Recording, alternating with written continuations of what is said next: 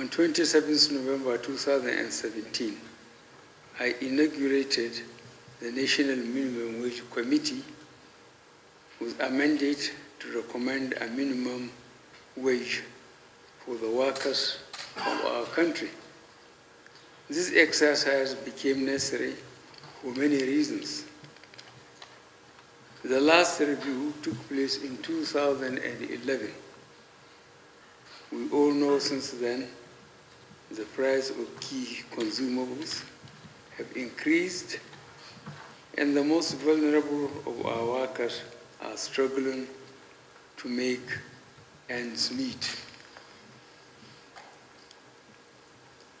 Since 2011, many changes have taken place. Nigeria rebased its GDP to become the largest economy in Africa. We reported very strong GDP growth rates and exceptional performance of our capital markets. However, these reported successes do not flow into the pockets and homes of majority of Nigerians.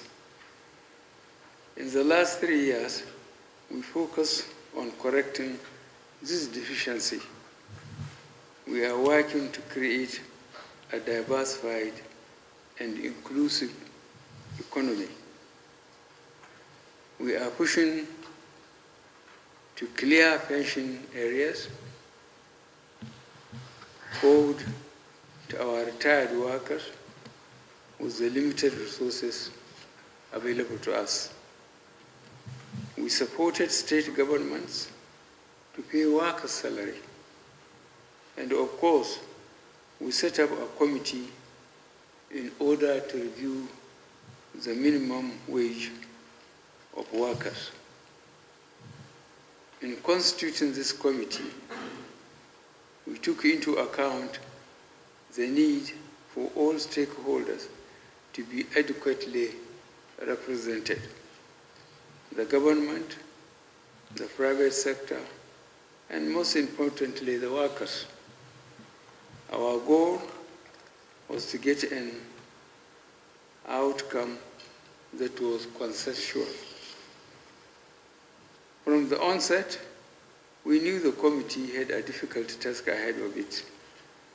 But at the same time, we were also confident that the patriotic and professional background of its members would produce realistic, fair, and implementable recommendations that can be considered by both the executive and legislative arms of government. I am not surprised that the committee has worked for close to 1 year. I am also not surprised that on a few occasions the debates got heated, and sometimes these differences came out open. What is truly inspiring is that in almost all instances of disagreements, the committee members always came back to the negotiating table with a common goal of improving the welfare of Nigerian workers. On behalf of all Nigerians today, I want to thank you for your commitment and sacrifice in getting us to where we are today. In the first few days, I have been receiving regular updates on your deliberations. And today, I am pleased that you have completed your work in a peaceful and non-controversial manner. The entire nation is grateful to you. The committee chairman highlighted some of the challenges encountered during your deliberations, especially as it relates to having a consensus position acceptable by all parties. I understand on the government side, the concerns raised were around affordability.